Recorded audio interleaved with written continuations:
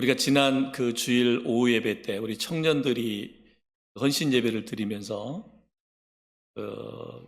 대다수의 청년들, 우리 믿음의 그 가족들이 자녀들인데 요즘에 별로 하나님과의 관계가 좋지 못하다고 고백하는 그 고백을 들으면서 저는 두 가지를 참 느꼈던 것 중에 하나가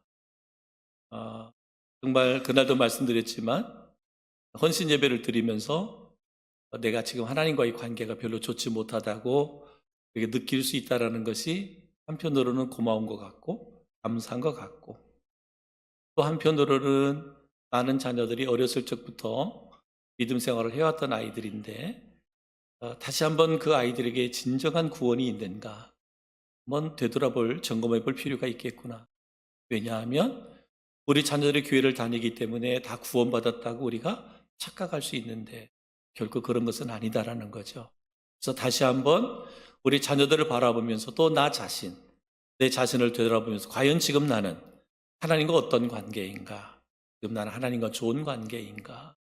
내가 믿음의 생활은 하고 있지만, 예배의 생활은 하고 있지만, 봉사와 섬김의 삶은 살고 있지만 과연 나는 하나님과 어떤 관계일까? 한번 내 자신도 좀 되돌아보는 시간이 되었으면 좋겠다, 그런 생각을 가져봅니다. 감사하게도 어제는 우리 글로리아 우리 워십 팀이 또 이렇게 성산 투리 이렇게 점등식에 아름다운 찬양으로 하나님께 영광 올려드려서 너무나 귀합니다. 비 올 것 같고 바람도 많이 불 것 같이 했는데 비는 안 오고 바람은 불었어도 이렇게 참 귀하게 하나님께 영광 올려드린 것, 또 뭐 하나님께도 영광이지만 또 저희 교회를 또 많은 사람들에게 또 알릴 수 있는 그런 축복의 시간도 가져서 너무나 귀하고 너무나 아름다운 축복이 있었습니다.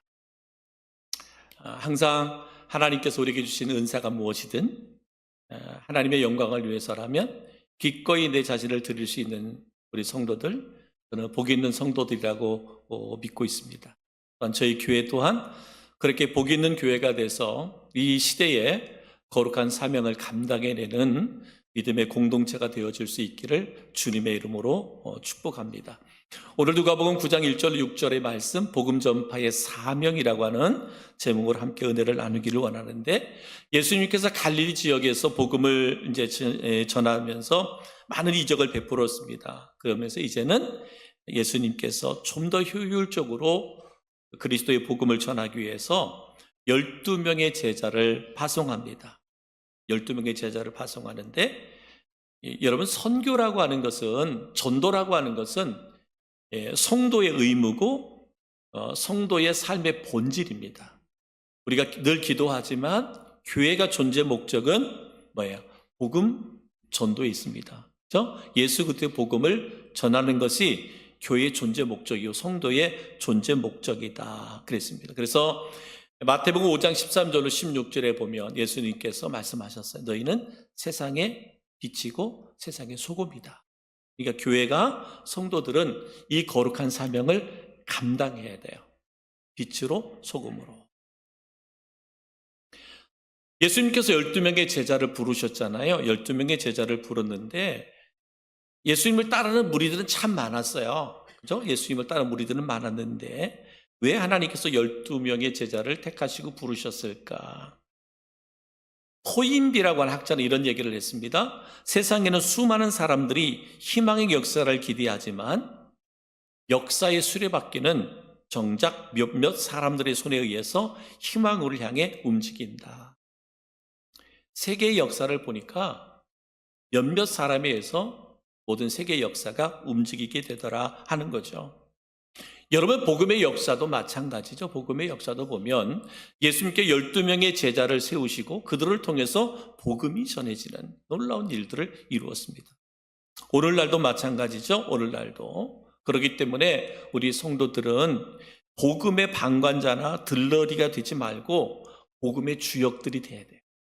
응? 교회 안에서 하나님의 일을 행할 때 방관자나 들러리, 그냥 나는 뒤에서 들러리 서는 사람이 아니라 정말 복음의 주역들, 복음을 전하는 일에 주역들이 돼야 된다라고 하는 것이죠. 여러분, 사도 바울이 고린도전서 9장 22절 23절에 이렇게 말씀했어요.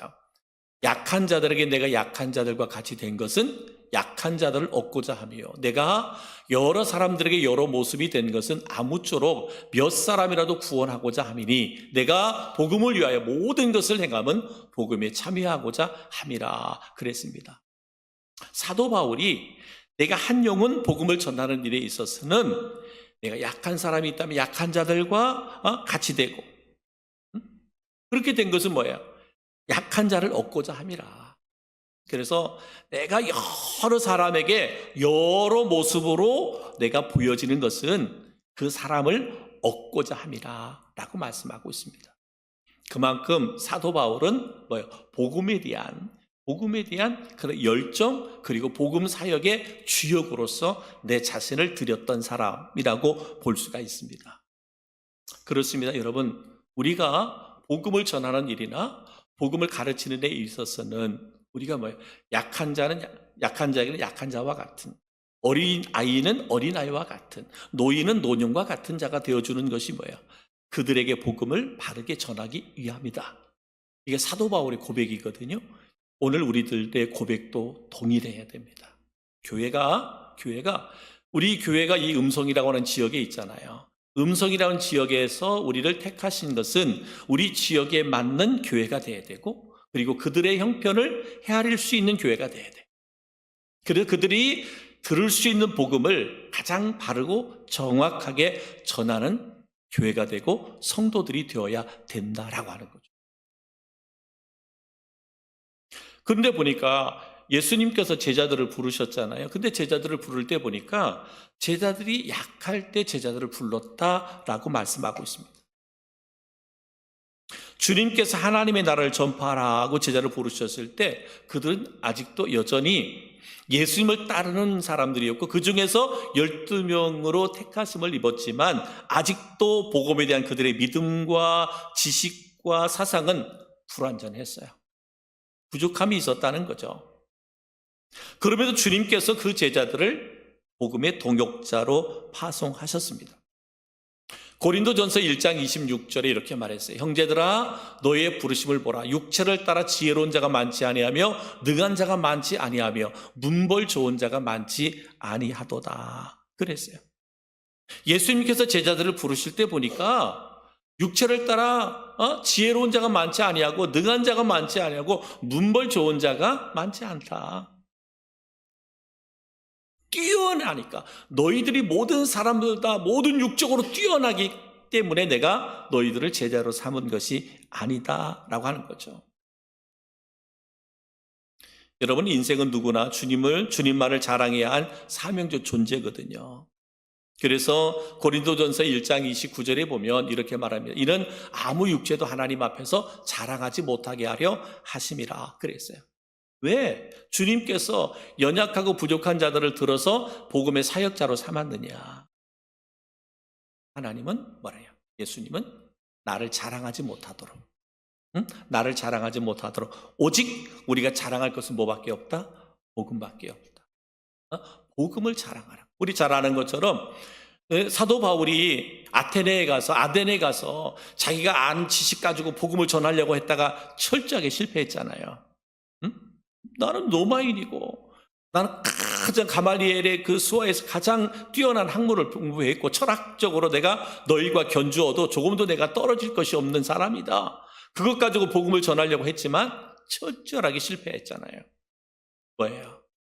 여러분, 우리가 자랑할 것은 내가 가지고 있는 세상의 조건이 아니라 내가 믿고 내 안에 있는 복음밖에는 없다. 그래서 예수님께서 약할 때 그들을 부르셨다라고 하는 것은 너희가 자랑할 것은 복음밖에 없다라고 이렇게 말씀하고 있습니다. 그렇기 때문에 여러분, 우리가 복음을 전하려 할 때 저 사람은 나보다 많이 배우고, 저 사람은 나보다 똑똑하고, 더 가진 것도 많고, 능력도 많고, 모든 조건이, 세상적 조건이 나보다 훌륭한데 내가 어떻게 저에게 가서 복음을 전할까? 여러분, 주저할 이유가 없습니다. 왜냐하면 우리가 세상의 조건 갖고 그들에게 나아가는 게 아니기 때문에 그렇습니다. 우리는 그들이 알지 못하는 나만이 가지고 있는 복음의 비밀을 알고 있기 때문에 담대하게 복음 들고 나아가는 거예요. 그래서 복음을 전하는 일에서는 우리가 조금도 주저할 이유가 없어요. 예수님이 12 제자를 그렇게 택하시고 부르셔서 보내신 것을 보면 그와 같다라고 말씀하고 있습니다. 그러면서 주님께서 이 약할 때 그들을 부르셔서 어떻게 했어요? 그들에게 능력과 권세를 주셨다라고 말하고 있습니다. 로마서 9장 1절에 모든 귀신을 제어하며 병을 고치는 능력과 권위를 주시고 그랬습니다. 세상 지성의 힘이나 금력, 세속의 권력을 주심이 아니고 그의 제자들에게 오직 하나님의 사랑을 알고 또한 신뢰할 수 있는 신앙의 능력만을 주셨어요. 한마디로 말하면 믿음만 주셨다. 하나님에 대한 믿음만 주셨다라고 말씀하고 있습니다. 왜 그렇습니까? 에베소서 6장 12절에 보면 이렇게 말합니다. 우리의 씨름은 혈과 육을 상대하는 것이 아니요 통치자들과 이 어둠의 세상 주관자들과 하늘에 있는 악의 영들을 상대함이라 라고 말합니다. 복음을 들고 나아가는 제자들은, 성도들은 누구와 싸운다? 악한 영과의 싸움이라는 거예요. 악한 영과. 그러니까 세상의 조건들을 가지고 악한 영과 대적해서 싸워서는 우리는 이길 방법이 없어요. 이겨내지 못합니다. 마귀를, 사탄을 우리가 가지고 있는 어떤 지식이나 경험이나 세상의 어떤 능력 가지고 그들을 대적할 수가 없습니다. 그래서 주님께서 오직 우리에게 복음의 능력, 믿음, 이것만을 주신 거예요. 이것 들고 나아가는 거예요. 이것 들고. 다시 말하지만 우리가 세상에 나아갈 때는 복음 들고 나아가는 거예요. 예수의 능력 갖고 나아가는 거예요. 주님이 주신 능력 갖고 나아가는 거예요. 능력과 권세를 갖고, 예수의 이름의 능력, 예수의 이름의 권세를 갖고 나아가야 악한 영과의 대적에서 우리가 이겨낼 수 있다 이 말이에요. 그러니까 나의 힘으로, 나의 능력으로 나아가서 복음을 전하고 영적 싸움에서 이기려고 하는 것은 불가능한 일입니다. 그래서 예수님께서 그 제자들을 파송하면서도 그들에게 주신 것은 하나님의 능력과 권세를 주셨어요. 하나님의 능력과 권세. 그러면서 주님께서 분명하게 그들을 파송하는 목적이 분명하게 말씀하고 있습니다. 파송의 목적. 그것은 바로 하나님의 나라를 전파함에 있다. 하나님의 나라. 예수님께서 복음을 전한 목적이 뭐냐? 하나님의 나라. 하나님의 나라는 예수님의 복음의 핵심이에요. 복음의 핵심이 뭐예요? 하나님의 나라. 여러분 마태복음 4장 17절에 보면 이때부터 예수께서 비로소 전파하여 이르시되 회개하라 천국이 가까이 왔느니라 라고 말합니다. 또 마가복음 1장 15절에 이르시되 때가 찼고 하나님의 나라가 가까이 왔으니 회개하고 복음을 믿으라 하시더라 라고 말씀하고 있습니다. 그렇기 때문에 교회는 선교의 중심 주제인 복음의 본질을 잃어버리지 말아야 돼요. 복음의 본질이 뭐다? 하나님의 나라. 이루어지는 거예요. 하나님의 나라가. 여러분 예수 그리스도를 믿음으로 우리가 구원받잖아요. 그죠? 그 구원은 궁극적으로 뭐예요? 우리가 하나님의 나라의 백성이 되는 거잖아요. 천국의 백성이 되는 거잖아요. 그래서 복음의 본질은 어디에 있느냐? 하나님의 나라에 있습니다. 하나님의 나라. 우리가 복음을 전할 때마다 이것을 잃어버리면 안 돼요. 구원의 목적이 뭐겠어요? 예수님이 오신 목적은 우리를 구원하는 것이고 구원의 목적이 뭐냐? 우리가 영원한 하나님의 나라에 거하는 것이죠. 누구와? 주님과 영원히 거하는 것입니다. 그렇기 때문에 이 복음의 본질이 극단적인 사회주의로 빠졌어도 안 되고 무분별한 신비주의에 빠져도 안 되고 상업주의에 빠져도 안 되는 거예요. 교회가 때로는 성도들이 오직 우리는 뭐예요? 하나님의 나라. 이게 복음의 본질인데 이거를 잃어버린 채 사회주의, 극단적인 사회주의, 무분별한 신비주의 혹은 상업주의 이런 데 빠져 있는 경우가 많아요. 그래서 사회 구원을 이야기할 때가 많아요. 사회 구원. 이 땅이 평등해야 된다. 그러면서 모든 것, 공산주의와 같은 그런 사상, 그런 사상을 이게 주장하는 사람들이 있어요. 무분별한 신비주의에 빠진, 이 복음을 신비주의로 이끌어가는 사람. 그래서 뭐예요? 신비주의에 빠지다 보면 어떻게 되죠? 금욕주의에 빠지잖아요. 오직 거룩, 모든 것을 끊어내버리는 거예요. 세상과 단절시켜버리잖아요. 때로는 우리 그리스도인들이 때로는 세상의 것들을 끊어버릴 필요가 있을 수도 있습니다. 그러나 세상을 터부시하고 세상을 등지고 어디 금욕주의, 금욕주의에 빠져가고 나는 세속주의 아니다라고 하면서 이렇게 이게 등지고 살아가는 이거 옳지 않아요. 또한 교회가 된 성도들이 상업주의에 빠져버려요. 상업주의. 교회인지 아니면 물질주의에 빠져 있는 건지 이게 모르는 경우가 있습니다. 여러분, 이런 것들을 조심해야 된다는 거예요. 철두철미한 복음 정신에 입각해서 우리가 복음을 전해야 된다라고 하는 거죠. 여러분, 우리가 선교라고 하는 것들도 무턱대고 선교하는 게 다 선교가 아니에요. 뭐 해외에서 누구 위해서 막 선교한다. 여러분, 그게 다 선교가 아니에요. 우리가 정말 바로 알고 기도하면서 선교해야죠. 그죠? 해외의 선교사님들을 돕는 것이 다 선교가 아닙니다. 다르게 분별할 수 있어야죠. 그리고 그 선교사님들을 위해서 우리가 그리고 또 기도해야 되죠. 왜? 이 교회 안에도, 한국 교회 안에도 잘못된 교회들도 많고 잘못된 목회자들도 많고 또 세계에 흩어져 있는 선교사님들 가운데도 잘못된 선교사님들도 있고 선교지도 있고 그렇습니다. 그러니까 이런 것들을 우리가 바르게 분별할 수 있어야 돼요. 이게 분별하지 않으면 복음의 본질이 하나님의 나라인데 하나님의 나라가 아니라 세상의 것, 세속의 것으로 흘러갈 수도 있다라고 하는 것이죠. 분명하게 제자들을 파송한 목적은 뭐예요?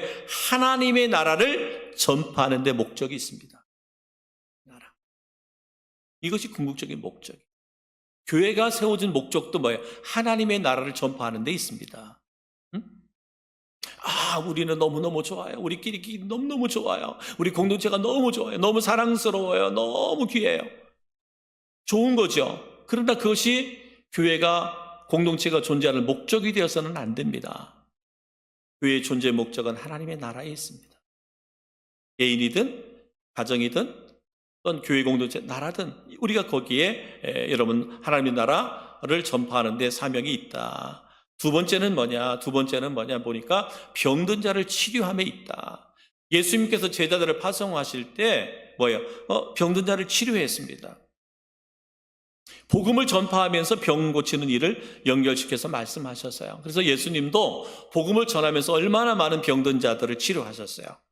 그 이유가 그냥 예수님께서 그냥 치료하신 것이 아니라는 거죠. 질병은 인간의 사회적 생명을 앗아갑니다. 질병은 이 모든 사회 악과 밀접한 관계가 있습니다.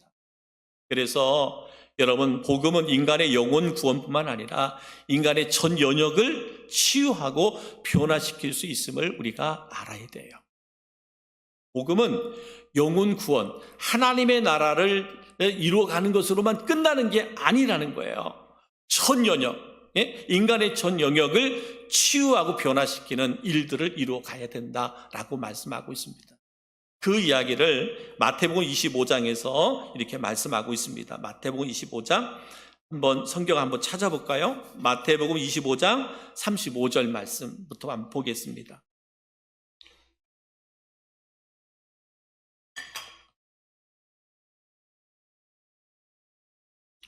좀 긴 내용이지만 제가 한번 읽어보겠습니다. 마태복음 25장 35절부터 보면 내가 줄일 때에 너희가 먹을 것을 주었고 목마를 때에 마시게 하였고 나그네 되었을 때에 영접하였고 헐벗었을 때에 옷을 입혔고 병들었을 때에 돌보았고 옥에 갇혔을 때에 와서 보았느니라. 이에 의인들이 대답하여 이르되 주여 우리가 어느 때에 주께서 주시신 것을 보고 음식을 대접하였으며 목마르신 것을 보고 마시게 하였나이까. 어느 때에 나그네 되신 것을 보고 영접하였으며 헐벗으신 것을 보고 옷 입혔나이까. 어느 때에 병드신 것이나 옥에 갇히신 것을 보고 가서 배웠나이까 하리니 임금이 대답하여 이르시되 내가 진실로 너에게 이르노니 너희가 여기 내 형제 중에 지극히 작은 자 하나에게 한 것이 곧 내게 한 것이니라 하시고 그랬습니다.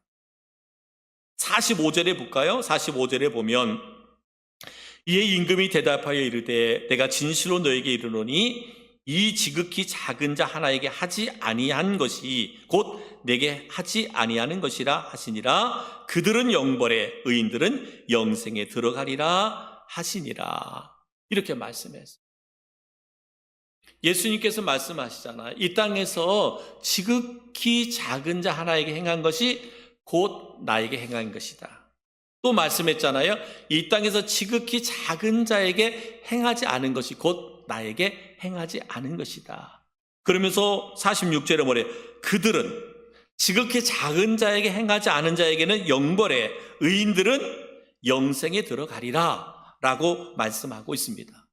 그렇다고 보면 우리가 하나님의 나라를 선포하라 그랬잖아요. 그러면 영벌에 들어가는 것은 지옥에 들어가는 것이고 영생에 들어가는 것은 뭐예요? 하나님의 나라에 들어가는 것이잖아요. 그것이 어디에서 왔어요? 지극히 작은 자 하나에게 행한 것이 그 열매로 나타나는 것들이죠. 그렇기 때문에 예수님께서 제자들을 보내시면서 하나님의 나라를 전파하라 그러면서 그들의 또한 그들의 영적인 질병과 병마로를 그들을 치료하라고 말씀하고 있습니다.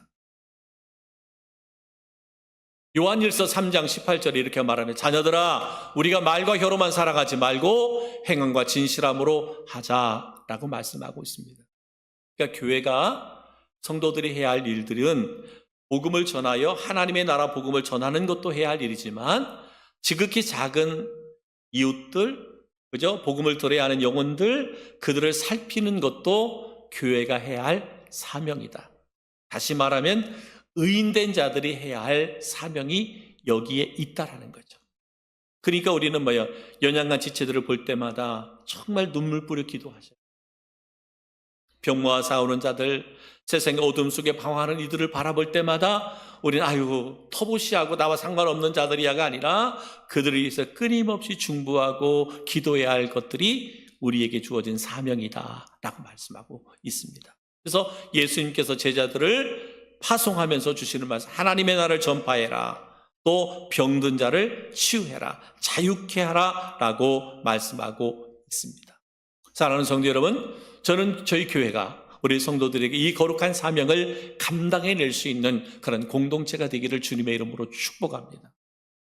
그러면서 예수님께서 제자들을 파송하면서 이렇게 말씀합니다. 복음을 전하면서 우리가 절대적으로 필요한 것과 그리고 금해야 할 것들에 대해서 말씀을 하고 있는데요.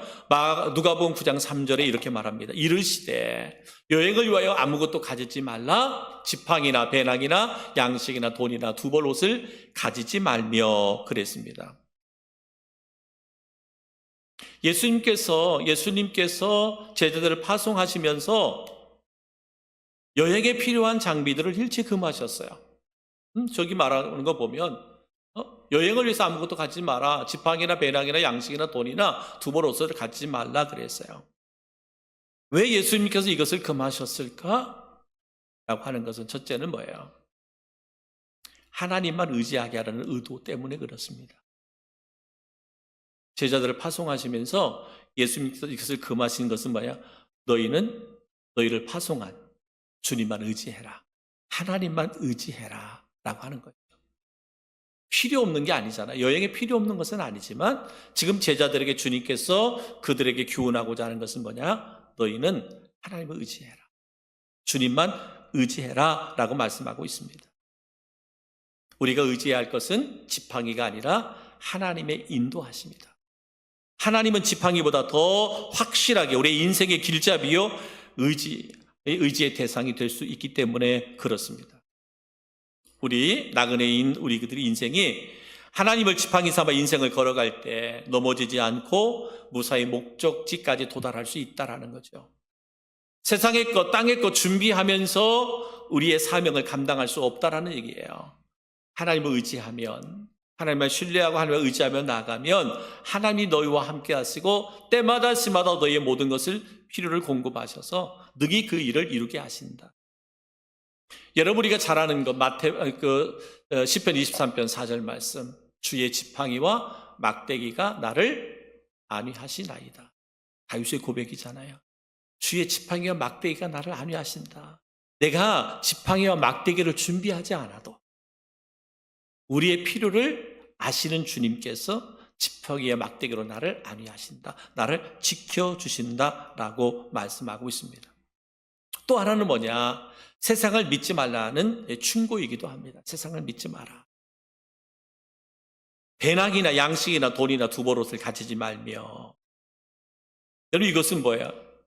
여행자에게 빼놓을 수 없는 필수품이잖아요. 그러나 세상의 그 어떤 것으로도 인간의 영혼은 치유받을 수 없다.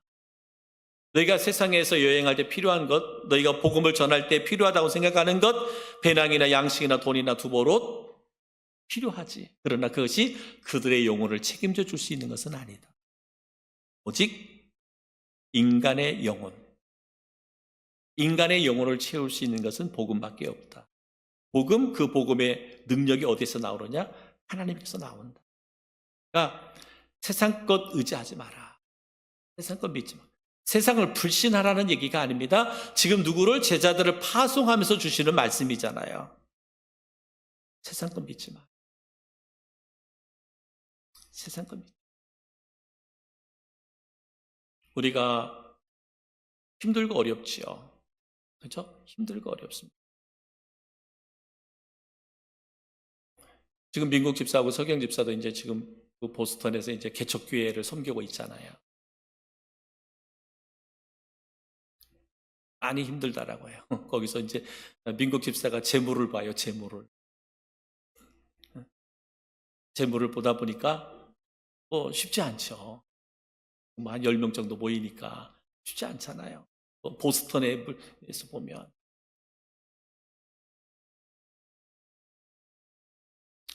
그래도 서경이는 우리 개척교회 때부터 있었잖아요. 그거 다 알잖아요. 근데 그런 경험이 없는 목회자도 마찬가지. 성도들은 때로는 사람을 의지하려, 세상을 의지하려. 요즘에 개척을 안 하잖아요. 교회들 개척 안 하잖아요. 교회 개척 안 합니다. 거의 교회 개척 안 합니다. 왜 그럴까요? 힘들잖아요. 개척 어떻게 해요?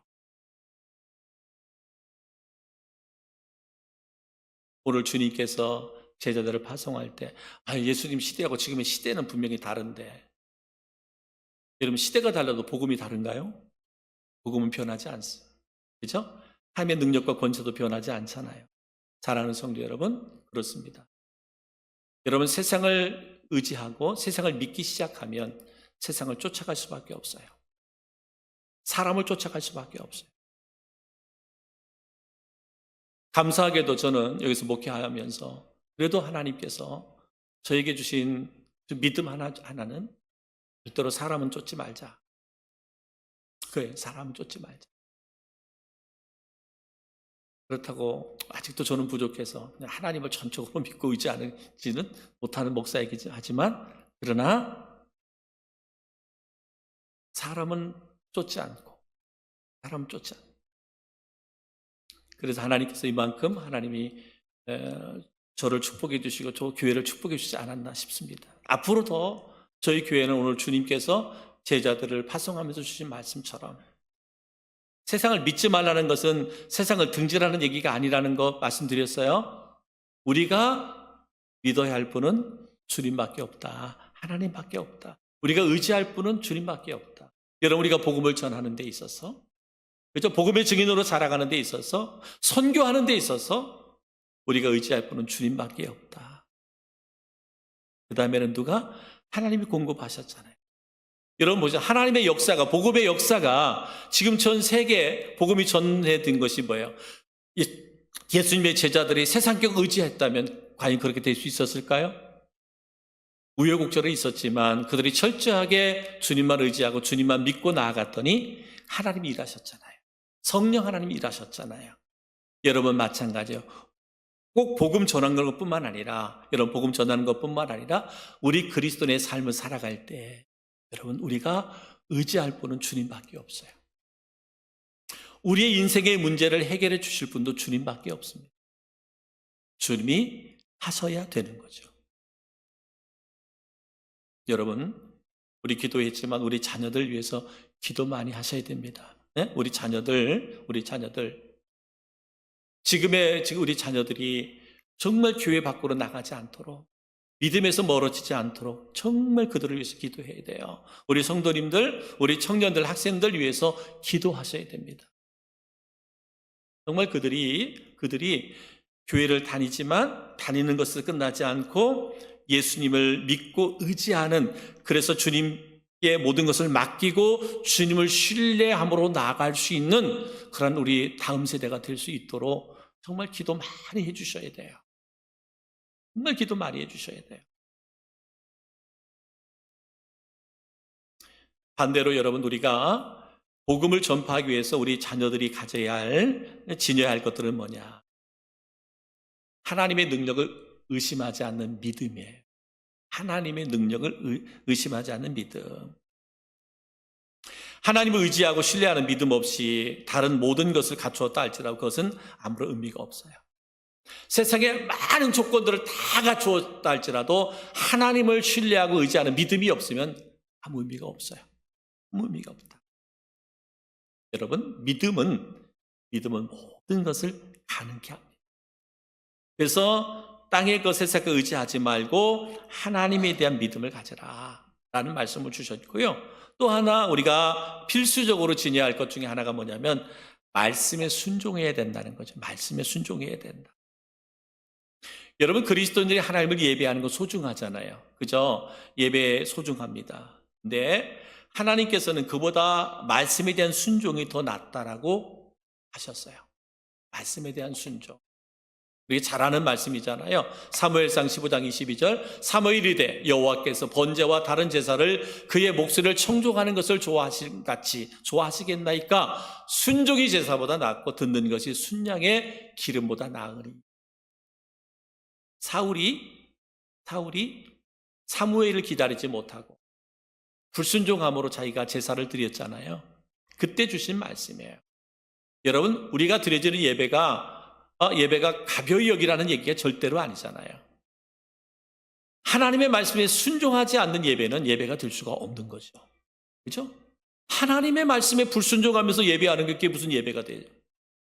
예배 아닙니다. 그냥 형식적인 외식적인 행위에 불과하죠.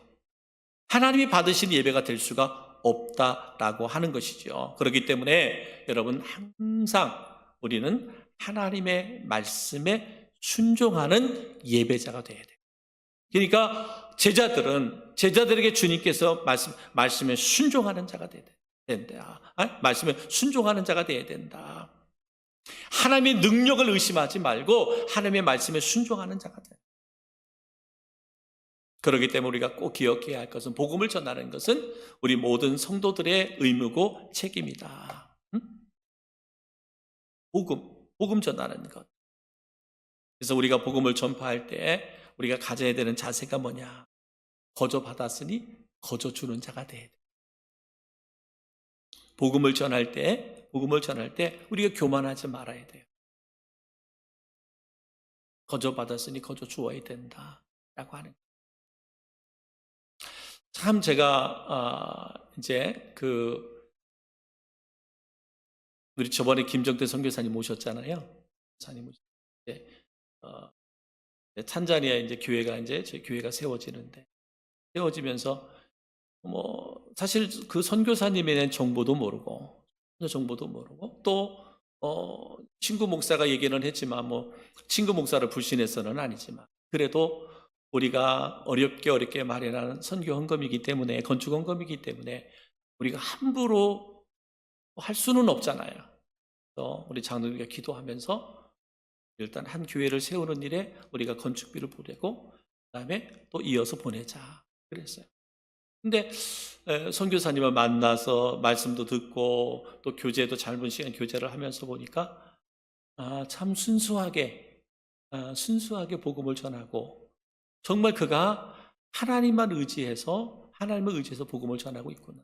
뭐 짧은 시간이기 때문에 다 하지 못했는데 보니까 거기에 있는 학교, 유치원, 초등학교, 중학교까지인가 이렇게 하는데 초등학교는 그 탄자니아에서 그 100위권 안에 드는 학교라 그래요. 100위권 안에 드는 학교고 그 다음에 거기에서 있는 그 학생들의 실력이 전국에서 100위권 안에 드는 학생들이래요. 그래서 그 학교로 보내려고 줄을 서 있대. 학생들이 줄을 서 있대. 그러니까 보니까 그 학교는 우리가 선교비를 보내는 것으로 운영이 하는 게 아니라 거기에서 나오지는 학비를 가지고 운영이 되어질 만큼. 그러면서 그 선교사님이 얘기하는 거예요. 목사님, 저는요 신학대학교밖에 안 나왔어요. 신학교. 그래서 영월고등학교에서 육상 선수하다가 신학교도 간신히 들어갔어요. 근데 하나님의 부르심이 그를 탄자니아로 보냈고 또 거기에서 그 사역을 할 때 하나님이 일하시는 것들을 본인이 목격한 거예요. 그러다 보니까 그가 큰 교단에서 지금 사역하는 선교사로 후원받는 것도 아니더라고요. 말씀드린 것처럼 그때 그 코로나 걸려가지고 비행기 탔다 그랬잖아요. 2억 3천이라는 비행기를 타고 왔잖아요. 그랬더니 보니까 그 사역을 아시는 목사님들이 십시일반으로 도와서 그 비행기 값을 마련한 거예요. 근데 이제 말씀하시더라고요. 침례교에서 파송한 선교사님은 아닌데 본인은 한 70%가 침례교단의 목사님들이 교회들이 후원하고 함께 사역을 하고 있다라고 하더라고요. 하나님께서 그 사역을 하시니까 하나님이 그렇게 도우시더라. 여러분, 거저 받았으니 거저 주는 거죠. 그게 선교죠. 그게 복음 전거예요. 그 나라 가서 뭐 우리 잘 사는 나라니까 목에 힘주는 게 아니라 우리가 받은 은혜를, 우리가 받은 복음을 그렇게 전하는 거예요. 그러니까 거기에 하나님의 역사가 나타나요. 하나님의 능력이 나타나는 거예요. 그래서 6월 달에 오라고 하더라고요. 6월 달에 헌당 예배 드릴 때 오라고. 그러니까 이제 뭐 그때 이병탁 오셨던 목사님하고 뭐 여러 명들이 가는데 선교사님은 그러더라고요. 목사님 6월 달에 오시지 말고요. 6월 달에 오세요 그러더라고요. 왜냐하면 2월 달에 오면 여러 교회를 지금 건축했기 때문에 거기 교회 다니면서 그냥 헌당 예배 드리다가 끝난대. 그러니까 6월 달에 저희 교회만 헌당 예배 드리게 따로 오세요. 유우정 장님 지난 주일날 그래서 같이 가자고 그랬어요. 6월 달에. 혹시 6월 달에 탄자니아 가실 분들 있으면 미리 얘기하셔서 되면 탄자니아 다녀올 수 있도록. 헌당 예배 가서 헌당 예배 할 수 있도록. 사랑하는 성도 여러분, 뭐예요? 거저 받았으니 거저 주는 것, 이것이 선교 정신이죠. 복음 내가 거저 받았으니 복음 전하는 거예요. 그때 누가? 하나님이 일하시는 거예요. 저는 우리 교회가 이 거룩한 일한 사명, 복음 전파의 사명을 끝까지 감당해내는 저희 교회가 되기를 주님의 이름으로 축복합니다. 그런 교회가 살아있는 교회고, 그런 교회가 건강한 교회고, 그런 교회를 통해서 하나님이 영광 받으시죠. 그리고 그와 같은 공동체를 하나님이 축복하시는 거예요. 저는 저희 교회가 우리 성도들에게 이 거룩한 사명이 그렇게 이루어질 수 있기를 주님의 이름으로 축복합니다.